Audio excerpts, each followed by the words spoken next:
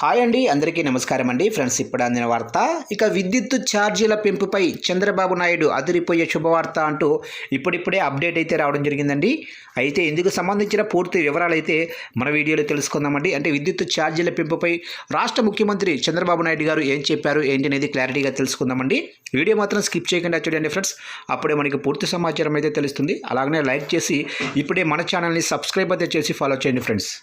ఇక లేట్ చేయకుండా టాపిక్లోకి వెళ్ళిపోదాము. ఇక ముఖ్యమంత్రి చంద్రబాబు కీలక ప్రకటన చేశారు. ఎన్నికల్లో ఇచ్చిన ప్రతి హామీని అమలు చేస్తున్నామని చెప్పుకొచ్చారు. సూపర్ 6 హామీలు సాధ్యం కాదన్నారని, సూపర్ హిట్ చేసి చూపించామని వ్యాఖ్యానించారు. రైతుల సమస్యల పరిష్కారానికి కట్టుబడి ఉన్నామని, రైతుకు పూర్తిగా అండగా నిలుస్తామని హామీ ఇచ్చారు. నదుల అనుసంధానం చేసి చూపిస్తామని సీఎం స్పష్టం చెప్పారు.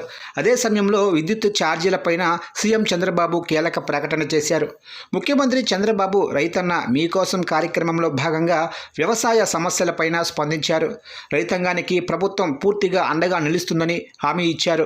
గోపాలపురం నియోజకవర్గ పరిధిలో నల్లజర్లలో రైతులతో ముఖాముఖి నిర్వహించారు. వారి సమస్యలను అడిగి తెలుసుకున్నారు. ఈ సమయంలో కీలక ప్రకటన చేశారు. విద్యుత్ ఛార్జీలను పెంచేది లేదని చంద్రబాబు ప్రకటించారు. నాణ్యమైన విద్యుత్తు అందిస్తామని స్పష్టం చేశారు.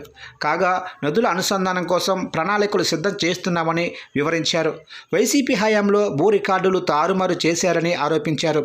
ఇష్టం ఉంటే భూ రికార్డులు అలాగే ఉంచారని, భూములు కబ్జా చేయాలనుకుంటే 22A విధానం అనుసరించారని ఆరోపించారు. వైసీపీ నేతలు ప్రభుత్వ భూములను ఆక్రమించారని విమర్శించారు. ఇక అధికారంలోకి వచ్చిన తర్వాత మొదటగా రైతుల సమస్యలు పరిష్కరించాలని అనుకున్నామని, దాని తర్వాత మిగతా సమస్యలపై దృష్టి సారించామని తెలిపారు. వ్యవసాయంలో ప్రభుత్వానికి ఆదాయం వస్తుందని సీఎం చంద్రబాబు పేర్కొన్నారు. రైతుల్లో కూడా మార్పు రావాలి. మేము రూపాయి ఇస్తే మీరు రూపాయి ఖర్చు పెట్టాలి. చదువుకునే పిల్లలు కూడా వ్యవసాయం అంటే పొలాల నుంచే నేర్చుకోవాలి. ప్రస్తుతం వ్యవసాయ పనులు చేయటానికి ప్రజలు ముందుకు రావడం లేదు. అందుకే యంత్రీకరణ జరగాలని సూచించారు. మీరు పండించే పంట విలువ ఇక్కడ పరిస్థితిపై ఆధారపడి ఉండదు.